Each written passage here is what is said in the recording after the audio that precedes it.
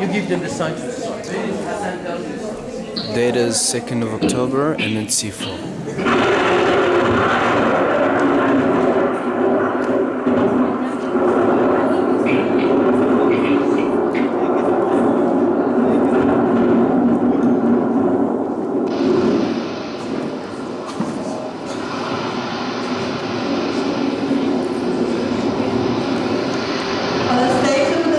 Is like the darkness in a vast deep sea, overwhelmed with waves, topped by waves, topped by dark clouds, layers of darkness upon darkness.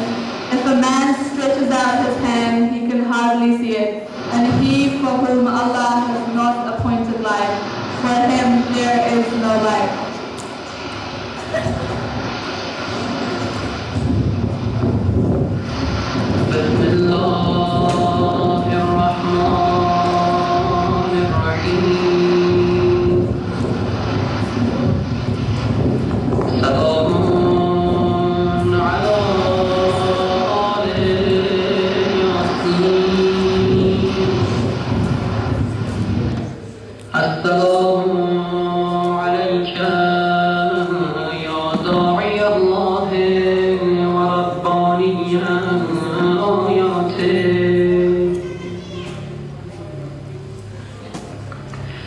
السلام عليك يا باب الله وديان دينه.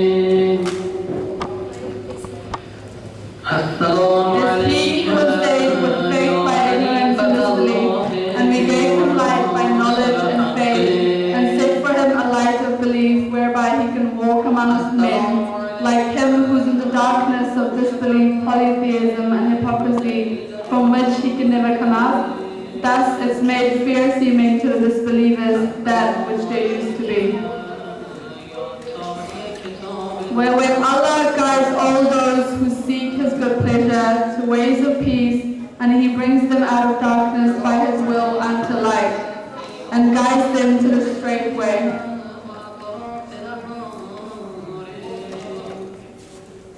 Salawat.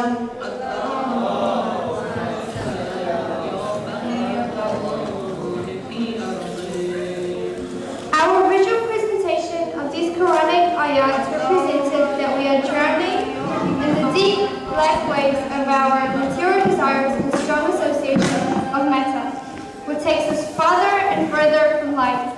As more we indulge, the more we drown within the layers of darkness, wahshat, and diversity.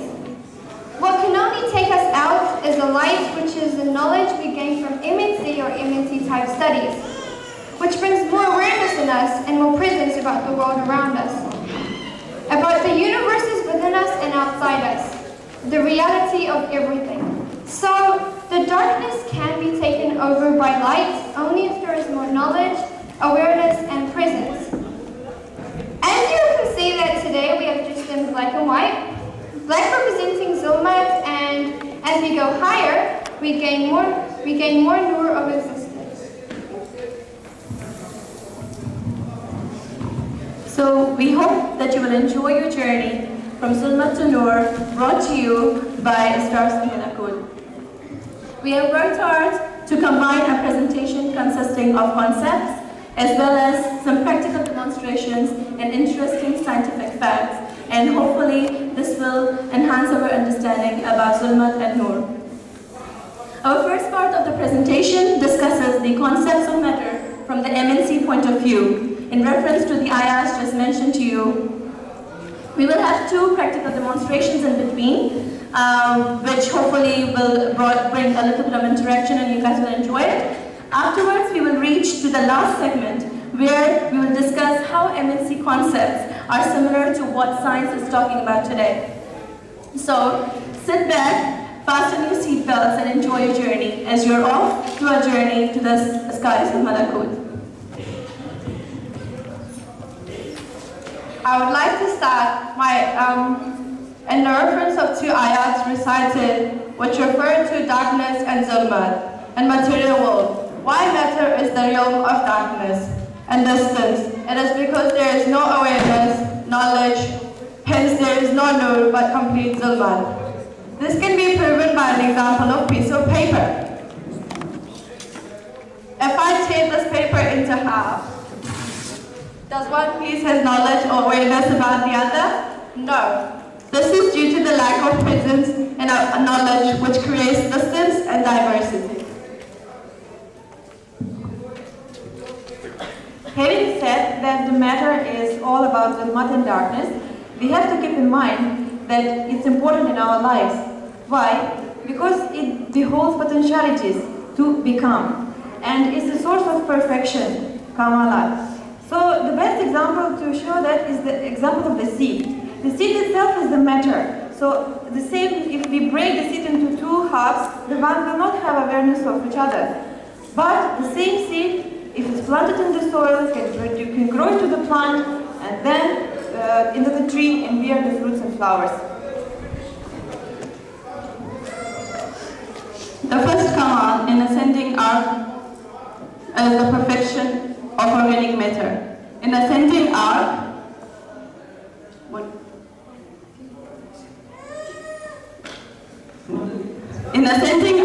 matter gets first presence, Noor or knowledge, when it first gets a soul. A baby receives his first perfection in the form of plentic soul when he or she is conceived. Afterwards, he receives his animalistic soul when it forms from conception. When a baby, like Ali Hamza, is born, he receives his human soul, which means now he has more Noor.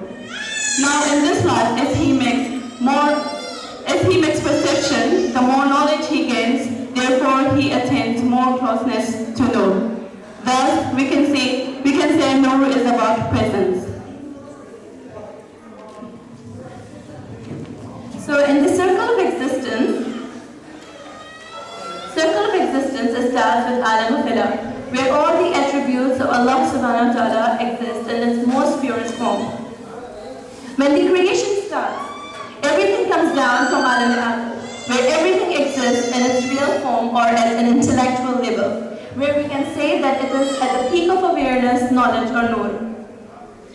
As we come down the descending arc, we are going from light to darkness, and that is why in the Quran it is referred to as layl, which means night. In other words, we can also say that when we come down in the descending arc, there is more Adam and less Wujud. And Wujud, which is Noor. And as it comes down, the intensity of Wujud lessens and loses Noor.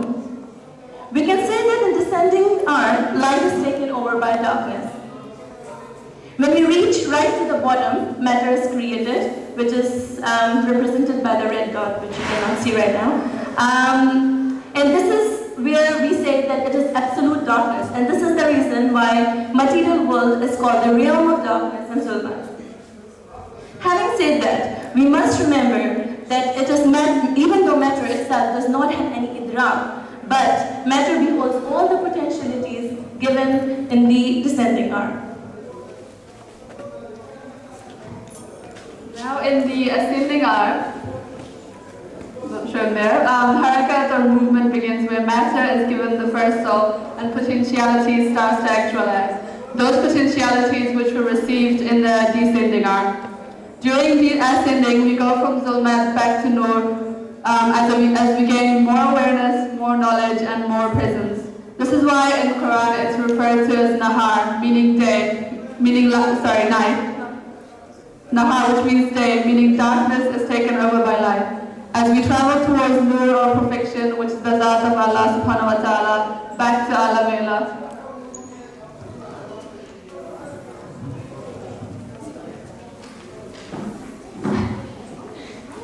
In the Holy Quran, Almighty has referred to Layl and Nahar. In this ayah, which fits perfectly with the context of what was just mentioned, this is verse 27 of Surah Al-Imran. You make the night to enter into the day, and you make the day to enter into the night. You bring the living out of the dead, and you bring the dead out of the living. In another place in the Quran, verse 190, Surah Al-Imran, Allah says, verily, in the creation of the heaven and the earth, and the alteration of night and day, there are indeed signs for men of understanding. To understand the complexity of matter, we studied the physical concept of kullum mujarradun aqlu kullu aqlun mujarrad.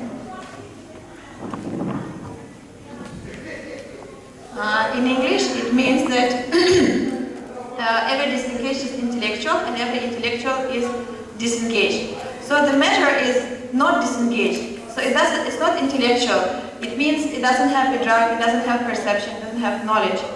So this is the way, because matter disengaged itself, it creates all kinds of engagements. And this is how shaitan misguides us in our life. What he does, he shows us material things attractive to our animalistic soul, to misguide us. Matter itself has no perception or idrak, but it is matter that creates perception and idrak. We perceive an object at three levels. First level, idrak maddi, sensible perception, creating sensible form. Second level is idrak misali, creating surat misali, which we can also say imaginal perception. The third level, and the most important level, is intellectual perception. For example, of a laptop, you can see the color is silver, you can see it's rectangular. But now if you close your eyes and you can still see the image in your mind, it is imaginal perception because the form has been set within your soul. The fact that you can send or receive an email and it can do most of your work for you, it is intellectual perception because you're doing it intellectually. The actual idrak, to understand something from its reality, is when we understand it at an intellectual level, as it is most closest to Noor and less closer to Zolma. Everything in Alam al-Aq is so Noorani, pure and real, as there is no matter involved, which brings Zulmat, diversity and distance. When an object needs to be perceived, it could only be perceived by its aras or jawhar, by appearance or reality. Appearance can be deductible by our animalistic soul, like touching, smelling, hearing, seeing, whereas jawhar or the reality can only be deducted by our intellect. Taking an example of a fur. You can see the color, it's rough, soft at the front, but the actual jawhar or the reality of it is to use it for communication. We can apply this example on meeting around us. And this process of perfection, shaitan misguides us in the material world and make things look good to us.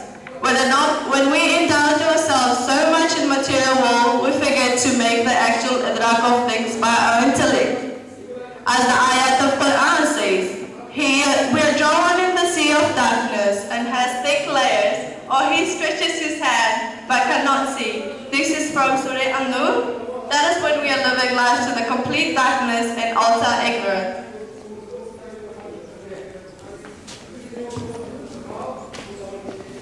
So going back to the concept of that every disengaged is intellectual and every intellectual is disengaged.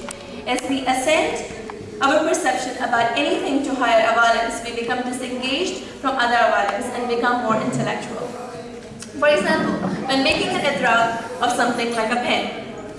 So when we disengage the pen from matter and imagination and think of a pen in its real form, we have disengaged the pen from other awareness and now it is an intellectual being.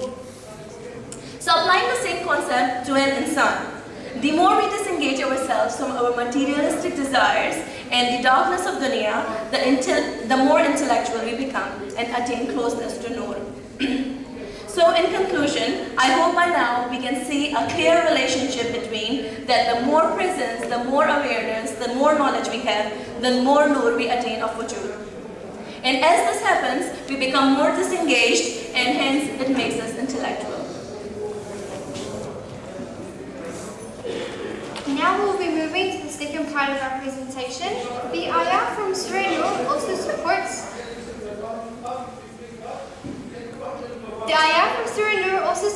the idea that all haram and vulgar stuff is ingrained in our soul and stays with us. So if you delve into your material desires and get more and more preoccupied with this world, it stays with you and forms until a point is reached where there is no return.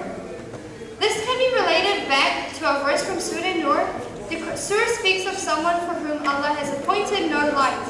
Here the Quran is referring to someone who is so preoccupied with the diversities of this material world that it is not possible for him to progress the higher awalas. For him there is no light and they are blind.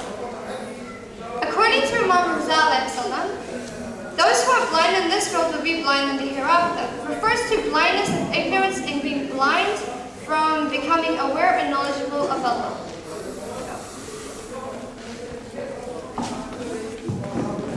To illustrate this point, I want to give you guys a little demonstration. Can I please have a volunteer?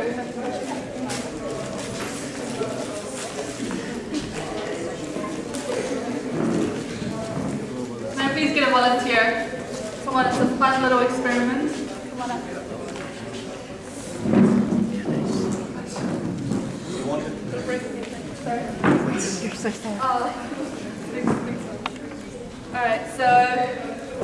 Alright, what you see here, stand here. What you have here is a jar. Think of this jar or a container as your life. So basically the small pebbles that you see here are basically represent your material desires, wishes, and all your material engagements. All the larger stones have little labels on them, and they basically represent all your everything to do with your spiritual well-being. Can I please get you to read them out? Alright, and then we have spiritual, spirituality, Marifat Nafs. Okay. We have relationship with Imam Islam. Okay, did everybody hear that? Yes. Community work. Community work. Good akhlaq. Good akhlaq. And the last one. Rights of family, friends. Rights of family and friends. Okay. Now what I want you to do is fit all of these larger stones in order of its importance to you into this ball here, which of course represents your life. And you have to fit it in such a way so it never goes over the edge. Have a go. I'll give you about 30 seconds.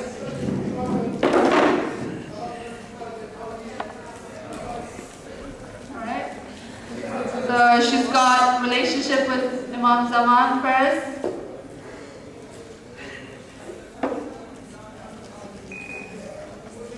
That's okay. Right, so family and friends in there now. Marifat enough. Just trying to squeeze it all in.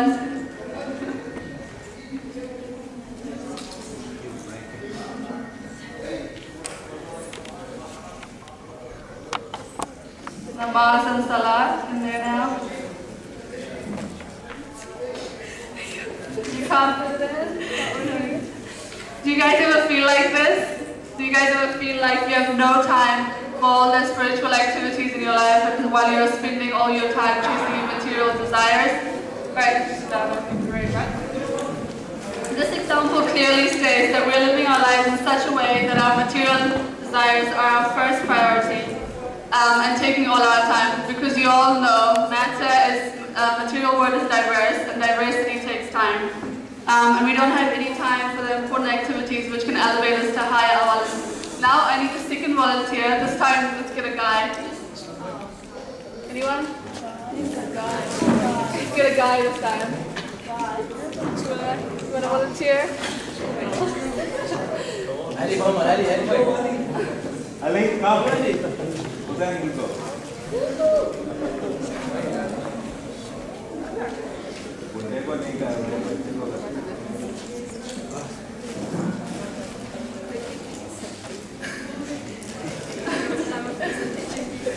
Alright, so this time we have a second jar. You can use the second jar if you want. So you can arrange the pebbles and the larger stones. Is there any other way you can fit it in?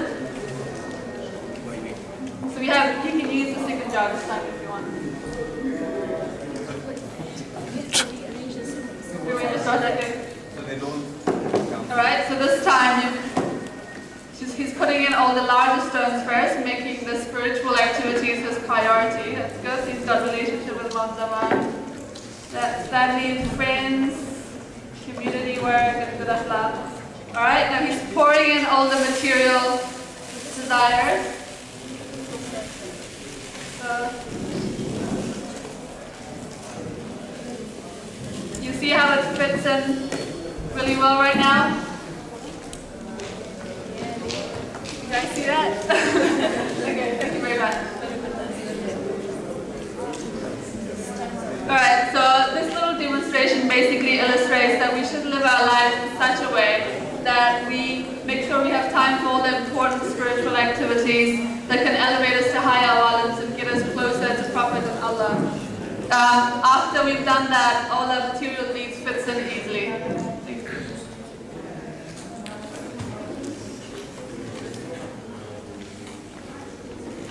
Since matter is about diversity and we all live around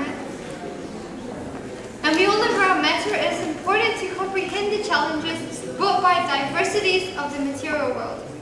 One of the concepts we learned in MNC is that this world is the womb for the next world. The womb is a place where we receive nurturing, just exactly like our mother's womb nurtured us to live in this world. This world is nurturing us to live for the next world. There are 3 types of wombs in the material world which we must acknowledge as for our tarbiyat in this world, for the next world. 1 is school, uni. 2nd are the friends we interact with. And thirdly are the friends, our families. We must take care of the environment we are moving around in as it builds our attributes for the next world. We must disengage ourselves from the diversities of life and concentrate on our nurturing or tarbiyat for the next world.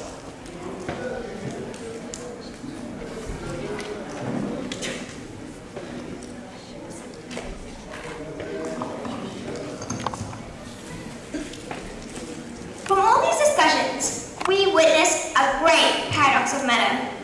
Matter can be a source of deception, which makes hell for us, or a source of perfection, which makes heaven for us.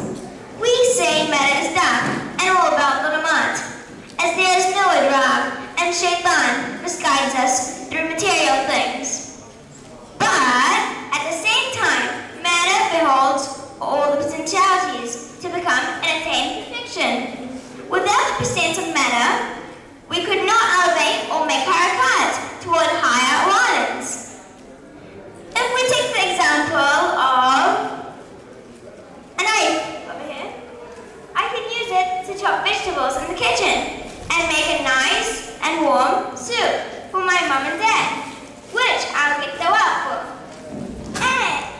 But at the same time, if I used this knife as a source of deception, I can use it to kill one of you.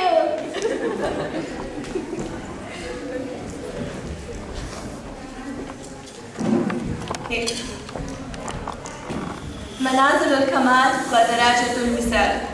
Stages of perfections are meeting Allah. Are levels of meeting Allah, liqa'ullah. This is one of the beautiful Irfani concepts which I think if we can make shahood of or we can understand from within, we can develop a really pure relationship with our Imam Zaman. So how can we relate this to matter? This concept I will repeat once again, that the stages of perfections are levels of meeting Allah subhanahu wa ta'ala. So we all know that matter is imperfect, although our starting is from matter as well. And as we gain more awareness and more presence, we are gaining more perfection.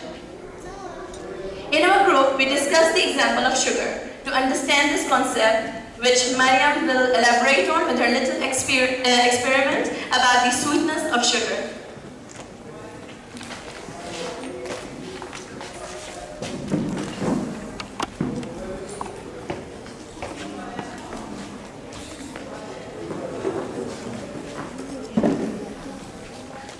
From this demonstration, we wanted intensity of sweetness, to understand the intensity of sweetness at different levels and its highest level of perfection. Here we have 4 cups. We will be putting different amount of sugar in each cup. In the first cup, it is pure water and has no sugar. So we can say it is 0% wasa'il of sugar or nearness to sugar. The second cup has 1 cup of sugar. So we can say this is 10% wasa'il of sugar or nearness to sugar. In the third cup, we have 5 spoons of sugar. So we can say it is 50% wasa'il of sugar or nearness to sugar. And in the fourth cup, we will just put sugar, which means it is 100% sweetness, 100% sugar. And we can say this is the highest level of perfection for sugar. This is absolute 100% sugar or ain sugar. This is manazil al-liqa of sugar or wasa'il of sugar or mir al-kamal, which means absolutely purification. In this example, we could say that the second glass has only attained 10% wasa'il of sugar. Similarly, as we attain more kamal and Noor, we are attaining Wisal, or coming closer to meet Allah. Who is Ainul Kamal? Imam Zaman alayhi salam. As the zuhur of all kamalat and perfections are in Insan Kamil. He is 100% Noor. As we attain more perfection, we gain more awareness and knowledge. We gain closeness to Imam Zaman alayhi salam as he is Ainul Kamal.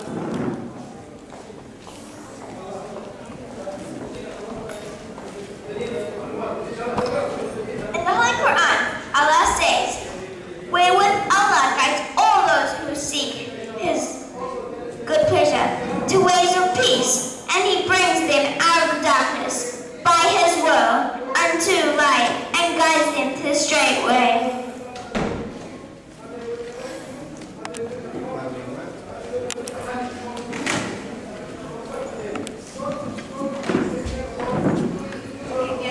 And in the last part of our presentation, we would like to talk about relationship of the same MNC concept we have studied and the science, particularly the quantum physics.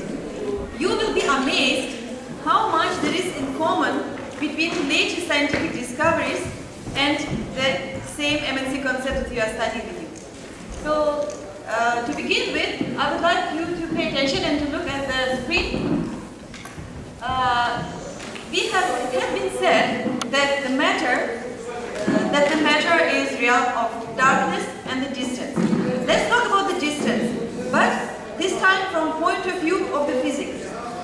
So, as you know, everything in the material world is made of atoms, right? Molecules, then atoms. So, what is the atom made of? If you see on the first slide, you maybe all know, the atom has the nucleus, protons, neutrons, and electrons that are around. And so you can say that the atom made of subatomic particles and the spaces between them. You can see on the image how much spaces there is between each particle inside the atom. To understand it better, unfortunately the second picture is very dark. But if you imagine our solar system, the sun and the planets around the sun, it's also kind of similar to the structure of the atom. Now imagine we remove all the spaces, okay? All the spaces between these particles, between the planets, and bring all the solid parts together. So it has been estimated that if we do so, then the all solid part, we could, in all our entire universe, we could hold on the palm of our hand. So what it talks about, that 99.99999% of a supposedly solid matter is empty space, is a distance. So even the physics, basically they say the same thing, that the matter is the distance. So even if some object, it appears solid to our senses, like it is hard, we perceive it that way. But if we take microscope and we investigate and go down to this its atomic structure, we will see that there is a lot of empty space in there. Everything inside the universe, everything around us is basically made of these subatomic particles and the spaces between them. Everything except human consciousness. So the science, I'm stating the point of view of the science. Science now clearly distinguished that the matter is matter, the consciousness is consciousness. And just they're trying to prove, and they're coming with all these different theories, saying that consciousness is much superior to the matter. That's what science said. And they're bringing example of different theories and different experiments, just trying to prove that the matter and consciousness are not the same things. But we, all of us, we already know that basically matter and the consciousness can never be the same, because matter, material things, they belong to universe of matter, and the consciousness comes from alama akal, that is much more superior than universe of matter, to the matter. Okay, the second slide, the first statement that I'm going to read, again, is a statement taken from one scientific article, okay? It says that energy is the basis of our universe and is converted into the matter, which then forms by a psychic template solid material that can be recognized by our senses. So this is the statement from one scientific article. Now I will try to make it a little bit easier for you to understand, to translate it in the language of MNC. So the first part states, energy is the basis of our universe. Don't you think this is nothing else but what we talk about, that everything originates from Alame Allah in Alame Akal, in energy form. It means there is no matter. So basically the first part proves that everything originates, even the matter, right, originates from energy. The second thing it says, and then it is converted into the matter. The energy converted to the matter. This is the statement from this article. So it means in MNC language that it is descended to the universe of matter. Descended via psychic templates. Psychic templates, they form images that can be recognized by our five senses. So psychic template is nothing else but surah, the forms, the images that we form in this world, that we create in Alame Maida using our five senses, which stays as a reality with us in higher avadis. Of course, this subject of quantum physics and overall the science, it's a very big topic. I have very limited time, that's why I'm just touching on little bit on few of the concepts. But if you get interested in it, and if you pick up some materials that are available on the internet and you read more about that, really you will be amazed that what we are talking about here in Marfat Nafs is basically the same things what now the latest science just they are trying to prove. So the next slide. Okay, and the last fact that I want to mention, as I said before, the scientists now they understand that the consciousness is the superior to the matter. And there is one more fact to prove it. Probably you all have seen it, this video, or came across to this research made by one Japanese doctor. His name is Masaru Emoto. He actually did experiment with the water crystals. If you see on the slide, there is the pictures, the photos of the water crystals. I briefly explain for those who doesn't know what it's all about. So actually, what he did, he took a usual simple water and he exposed this water to negative or positive influence. For example, some of the water he told good things to it. He made it listen to the good sounds. He exposed it to the positive influence. And another water, he exposed to negative influence. He told how ugly you are, I'm sick of you. I mean, he used the bad language and exposed it to the rock music, for example. And amazingly, after he took the pictures, he took his microscope, that the microscope had a function of taking pictures. So after that, after influence, when he took the pictures of the crystals of the water, he was amazed to find out that the water that was exposed to the good things reflected back the same information. The water crystals, they took beautiful shapes. If you can see this on the images, I'm sorry it's not so clear, the first and the third image, this shows the crystals of water, how beautiful they became after they were exposed to the influence of good things. And the middle one, this is the water, the picture of the crystal of the water. It's I think an example of anger or I'm sick of you. This is the crystal of the water who was exposed to negative influence. So the crystal became very ugly looking. So imagine what is the conclusion we can draw after all that. If thoughts could do this to the water, imagine what our thoughts could do to us. Because our body, we all know, consists more than 60% out of water.